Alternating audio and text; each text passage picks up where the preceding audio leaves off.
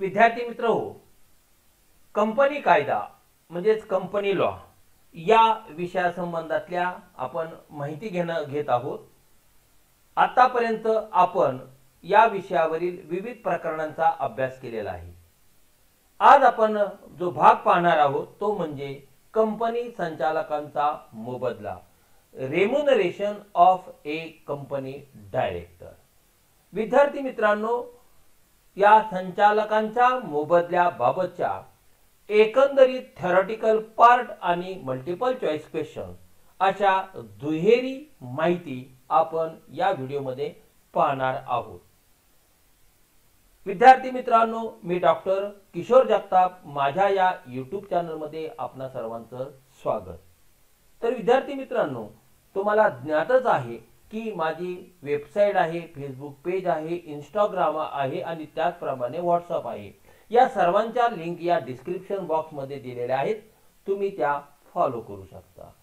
विद्यार्थी मित्रांनो, तुम्ही हा व्हिडिओ आपल्या सर्व मित्रांना शेअर करा आणि त्याचप्रमाणे ज्यांनी अजूनपर्यंत चॅनलला सबस्क्राइब केलं नसेल त्यांनी चॅनलला त्वरित सबस्क्राइब करावं, म्हणजे तुम्हाला येणाऱ्या व्हिडिओचे अपडेट्स आणि नोटिफिकेशन प्राप्त होऊ शकेल। तर विद्यार्थी मित्रांनो, हा आपला या कंपनी कायदा विषयातला 20वा भाग आहे आणि या 20व्या भागात आपण पाहतोय संचालकांचा मोबदला म्हणजे remuneration of A company director. खरं तर कंपनी कायदा 2013 या कायद्याच्या कलम 197 मध्ये प्रामुख्याने कंपनीच्या व्यवस्थापकीय मोबदल्याबाबतची तरतुदी किंवा माहिती दिलेली आहे। एकंदरीत कंपनी कायद्याच्या कलम 197 च्या अधीन राहून ज्या कंपन्यांना आर्थिक वर्षात नफा म्हणजे प्रॉफिट झालेला आहे त्यांना एका संचालकाला किती वेतन, त्याचप्रमाणे तो निव्वळ नफ्याच्या किती टक्केपेक्षा जास्त असावा याबाबतची सर्व माहिती दिलेली आहे। मात्र कोणत्याही परिस्थितीत सर्व व्यवस्थापकीय व्यक्तींचे एकूण मानधन म्हणजेच मोबदला हे निव्वळ नफ्याच्या 11% पेक्षा जास्त असू नये। म्हणजे संचालक, व्यवस्थापकीय संचालक, कार्यकारी संचालक, व्यवस्थापक अशा व्यवस्थापनामध्ये असणाऱ्या सर्व व्यक्तींचे मिळून एकूण मानधन किंवा मोबदला हा कंपनीच्या निव्वळ नफ्याच्या 11% पेक्षा जास्त असू नये अशी तरतूद दिलेली आहे। आता हा भाग पाहताना तुम्हाला एक लक्षात येईल, व्यवस्थापनाचा एकूण मोबदला आपण नंतरच्या भागामध्ये पाहणार आहोत। आता आपण वैयक्तिक फक्त आणि फक्त संचालकांच्या मोबदल्याबाबतच भाग पाहत आहोत, त्यामुळे आपण इथे फक्त विचार करतोय संचालकांचा मोबदला। संचालकांना देण्यात येणारा मोबदला ही कंपनीच्या अंतर्गत कारभारात येत असली तरी त्यावर कायद्याची बंधने मात्र आहेत। कंपनी कायद्याच्या कलम 197, 198 मध्ये कंपनीने एकंदरीत व्यवस्थापनासाठी किती मोबदला द्यावा, किती प्रमाणात द्यावा याबाबत कायदेशीर नियम दिलेले आहेत। त्यानुसारच कंपनीस आपल्या संचालकास मोबदला द्यावा लागतो। काही वेळेस संचालकांचा मोबदला हा नियमावलीतील तरतुदीनुसार किंवा भागधारकांच्या सर्वसाधारण सभेत संमत केलेल्या विशेष ठरावाने देखील निश्चित केला जातो। संचालकांना देण्यात येणारा मोबदला हा वेतन म्हणून समजण्यात येत नाही, कारण संचालकांना वेतन घेण्याचा अधिकार नसतो। त्यामुळे संचालकांना मिळणाऱ्या मोबदल्यास मानधन रेम्युनरेशन असं म्हटलं जातं। एकंदरीत संचालकांच्या मोबदल्याबाबत अनेक कायदेशीर तरतुदी आहेत। या निश्चित कायदेशीर तरतुदी कोणत्या आहेत त्या आता आपण पाहूया। संचालकांच्या मोबदल्याबाबतच्या कायदेशीर तरतुदी पुढील प्रमाणे आपल्याला सांगता येऊ शकेल। पहिली तरतूद, संचालकांचा मोबदला हा कंपनीच्या नियमावलीतील तरतुदीनुसार निश्चित केला जातो, ठरविण्यात येतो किंवा दिला जातो। तरतूद क्रमांक 2, संचालकांचा मोबदला हा जर नियमावलीतील तरतूदनुसार ठरविण्यात आलेला नसेल तर भागधारकांच्या सर्वसाधारण सभेतील विशेष ठरावाद्वारे निश्चित केला जातो, ठरविण्यात येतो, त्यानुसार संचालकांना मोबदला दिला जातो। 3. पूर्णवेळ कार्य करणाऱ्या एका संचालकाला देण्यात येणारा मोबदला हा कंपनीच्या निव्वळ नफ्याच्या जास्तीत जास्त 5% इतकाच असला पाहिजे। तरतूद क्रमांक 4. जर एकापेक्षा जास्त पूर्णवेळ संचालक कंपनीमध्ये व्यवस्थापनात कार्य करीत असतील तर त्या सर्वांना मिळून द्यावयाचा मोबदला हा कंपनीच्या वार्षिक नफ्याच्या जास्तीत जास्त 10% इतकाच असला पाहिजे। 5. अर्धवेळ म्हणून कार्य करणाऱ्या एका संचालकाला देण्यात येणारा मोबदला हा कंपनीच्या निव्वळ नफ्याच्या जास्तीत जास्त 1% इतकाच असला पाहिजे। 6. जर एकापेक्षा जास्त संचालक हे अर्धवेळ म्हणून कंपनी व्यवस्थापनात कार्य करीत असतील तर त्या सर्वांना मिळून द्यावयाचा मोबदला हा कंपनीच्या निव्वळ नफ्याच्या जास्तीत जास्त 10% इतकाच असला पाहिजे। 7. जर वरील नियमांपेक्षा म्हणजे आता आपण जे नियम पाहिलेले आहेत, नियम क्रमांक 3, 4, 5, 6 यापेक्षा जास्त मोबदला संचालकांना जर द्यावयाचा असेल असा जर कंपनीने विचार केला असेल तर त्यासाठी कंपनीला केंद्र सरकारची संमती घेतली पाहिजे किंवा घ्यावी लागते। 8. संचालकांना मिळणाऱ्या मानधनाची रक्कम दरमहा वेतनाच्या स्वरूपात किंवा वेतन म्हणून दिली जात नाही तर ती रक्कम त्यांना मोबदला म्हणून दिली जाते। 9. कंपनी कायद्यातील तरतुदीनुसार संचालकांना मोबदल्याच्या स्वरूपात दिलेली रक्कम ही जर जास्त असेल, म्हणजे तरतुदीमध्ये जी रक्कम दिली तरतुदीमध्ये 10,000 द्यावा अशी तरतूद आहे, परंतु त्याला 12,000 रुपये जास्त दिले। 9. कंपनी कायद्यातील तरतुदीनुसार संचालकांना मोबदल्याच्या स्वरूपात दिलेली रक्कम ही जर जास्त असेल तर ती जास्तीची रक्कम संचालकाने कंपनीला परत केली पाहिजे। उदाहरणार्थ, कंपनी कायद्यातील तरतुदीनुसार संचालकांना 50,000 रुपये मोबदला द्यावयाचा आहे, मात्र असं असताना जर त्यांना 55,000 रुपये मोबदला दिला गेला असेल, म्हणजे 5,000 रुपये त्यांना जास्ती दिला गेला असेल, तर ही जास्तीची 5,000 रुपयाची मोबदल्याची रक्कम संबंधित संचालकाने कंपनीला परत करणं आवश्यक आहे। 10. कंपनीच्या संचालक मंडळाच्या सभेचे बैठक शुल्क, म्हणजे संचालक मंडळाची सभा जर आयोजित केली गेली असेल तर त्या सभेला उपस्थित राहण्याबाबतचं जे शुल्क आहे त्या शुल्काला सभेचे बैठक शुल्क असं संबोधलं जातं। हे बैठक शुल्क कंपनीच्या वार्षिक नफ्याच्या जास्तीत जास्त 3% इतकेच असले पाहिजे आणि हे 3% शुल्कच संचालक मंडळाच्या सभेचे बैठक शुल्क म्हणून दिले पाहिजे। 11.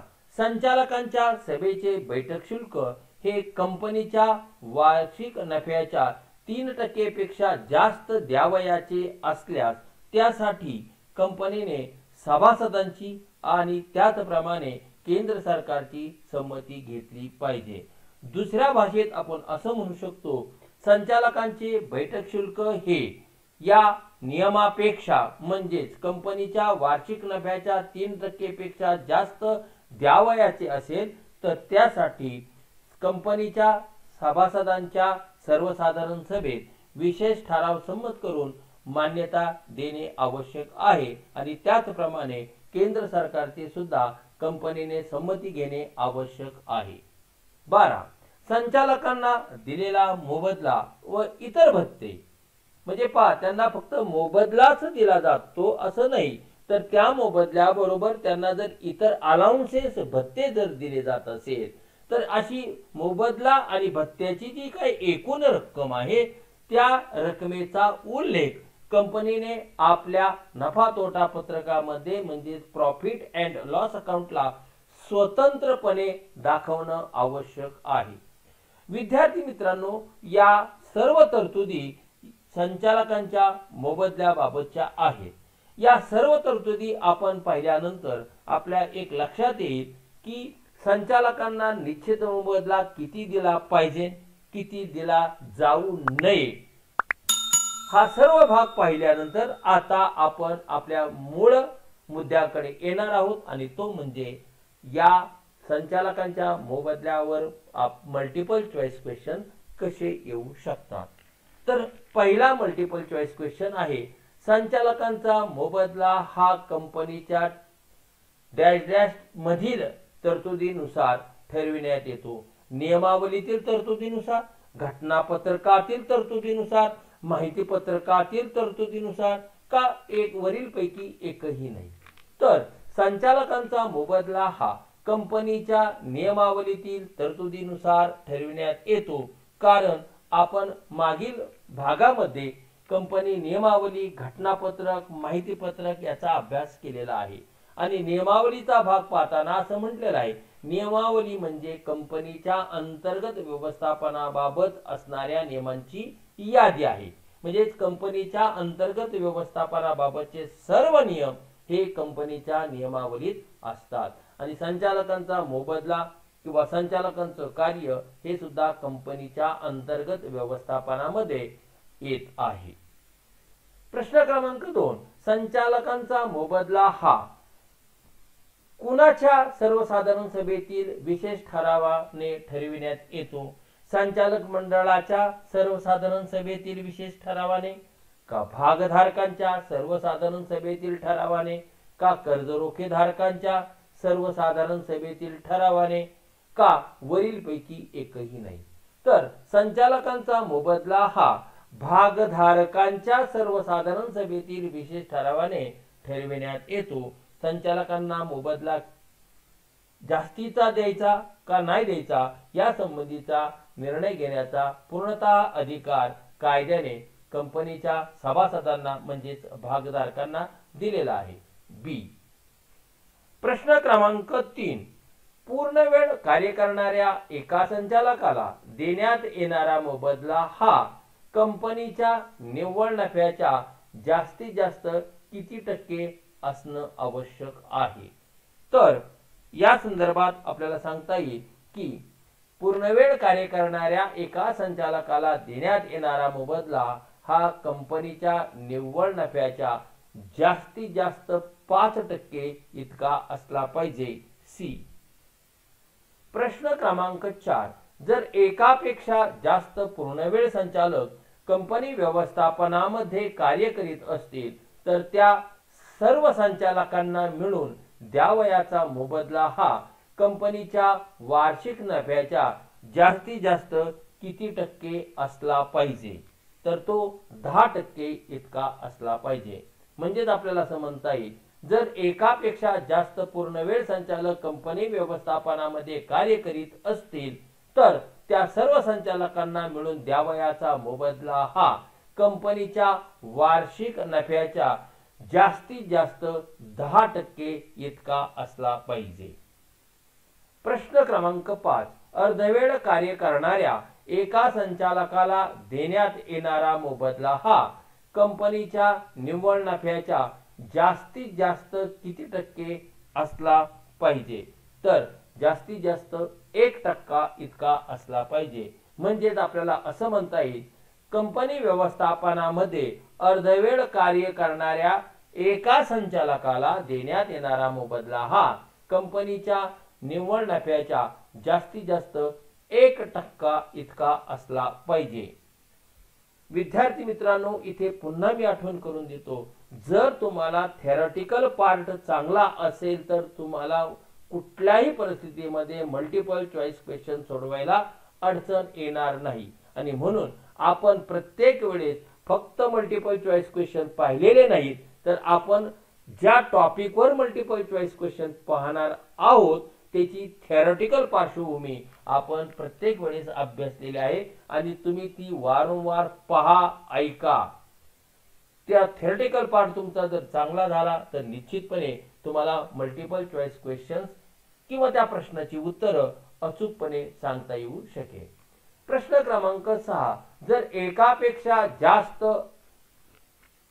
अर्धवेळ म्हणून काम करीत असतील तर या सर्व अर्धवेळ संचालकांना द्यावयाचा मोबदला हा किती असावा या संदर्भातला हा प्रश्न आहे. जर एकापेक्षा जास्त संचालक कंपनी व्यवस्थापनामध्ये अर्धवेळ म्हणून कार्य करीत असतील तर त्या सर्वांना मिळून द्यावयाचा मोबदला हा कंपनीच्या निव्वळ नफ्याच्या जास्तीत जास्त किती टक्के असला पाहिजे, तर तो जास्तीत जास्त 10% इतका असला पाहिजे. बी. म्हणजे आपल्याला असं म्हणता येईल, जर एकापेक्षा जास्त संचालक कंपनी व्यवस्थापनामध्ये अर्धवेळ म्हणून कार्य करीत असतील तर त्या सर्व संचालकांना मिळून द्यावयाचा मोबदला हा कंपनीच्या निव्वळ नफ्याच्या जास्तीत जास्त 10% इतका असला पाहिजे. प्रश्न क्रमांक 7, संचालकांना मिळणाऱ्या मोबदला हा कंपनी कोणत्या स्वरूपात देता येत नाही? वेतन म्हणून देता येत नाही का, मानधन म्हणून त्याला देता येत नाही का, मोबदला म्हणून देता येत नाही? तर वेतन म्हणून ते देता येत नाही. म्हणजेच दुसऱ्या बाजूने आपण असं म्हणू शकतो, कंपनी आपल्या संचालकांना वेतन देत नाही तर मानधन देते किंवा मोबदला देते. म्हणून उत्तर आहे ए. प्रश्न क्रमांक 8, कंपनीच्या संचालक मंडळाच्या सभेचे बैठक शुल्क. पुन्हा सांगतो, बैठक शुल्क म्हणजे संचालक मंडळाच्या समितीच्या किंवा संचालक मंडळाच्या सभेला जर उपस्थित असाल तर ते उपस्थित राहिल्याबद्दलचं जे शुल्क आहे त्याला बैठक शुल्क असं म्हणतात. हे बैठक शुल्क कंपनीच्या वार्षिक नफ्याच्या जास्तीत जास्त किती टक्के असले पाहिजे? तर त्या संबंधी आपल्याला सांगता येईल हे जास्तीत जास्त 3% असले पाहिजे. म्हणजे कंपनीच्या संचालक मंडळाच्या सभेचे बैठक शुल्क हे कंपनीच्या वार्षिक नफ्याच्या जास्तीत जास्त 3% इतके असले पाहिजे. सी. प्रश्न क्रमांक 9, संचालकांच्या सभेचे बैठक शुल्क हे कंपनीच्या वार्षिक नफ्याच्या 3% पेक्षा जास्त आत्ताच आपण पाहिले द्यावयाचे असल्यास त्यासाठी कंपनीला कोणाची संमती घेतली पाहिजे?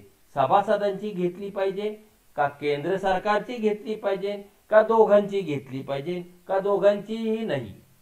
तर सभासदांची सुद्धा संमती घेतली पाहिजे आणि त्याच सोबत केंद्र सरकारची देखील संमती घेतली पाहिजे. म्हणून उत्तर आहे सी, वरील दोघांची संमती घेतली पाहिजे.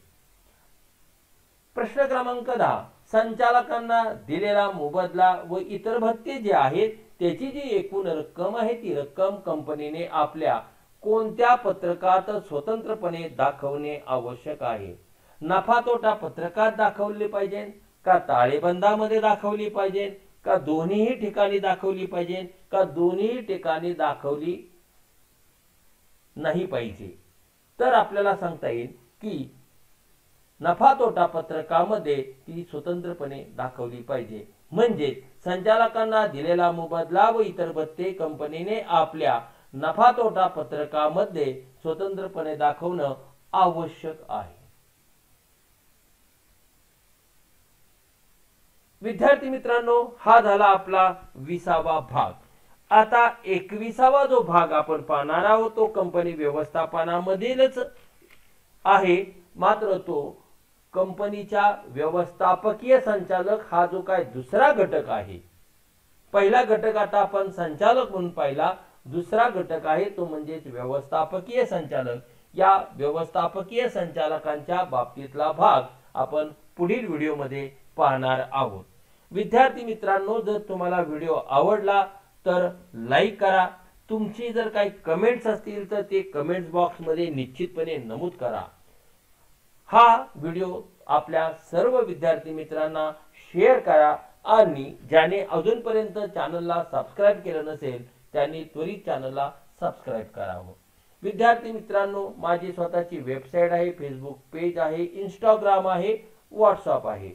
या सर्वांच्या लिंक या डिस्क्रिप्शन बॉक्स मध्ये दिलेल्या आहेत, त्या तुम्ही फॉलो करून माझ्याशी संपर्क साधू शकता किंवा व्हिडिओचे अपडेट्स जाणून घेऊ शकता। त्याचप्रमाणे इथे माझा ईमेल आयडी दिलेला आहे, त्यावर देखील आपण माझ्याशी संपर्क साधू शकता। तर मित्र हो, आजचा व्हिडिओ कसा वाटला हे निश्चितपणे त्या ठिकाणी कळवा आणि आपण पुन्हा भेटूया आपल्या पुढील व्हिडिओमध्ये भाग क्रमांक 21 कंपनीचा व्यवस्थापकीय संचालक किंवा कार्यकारी संचालक मॅनेजिंग डायरेक्टर। धन्यवाद।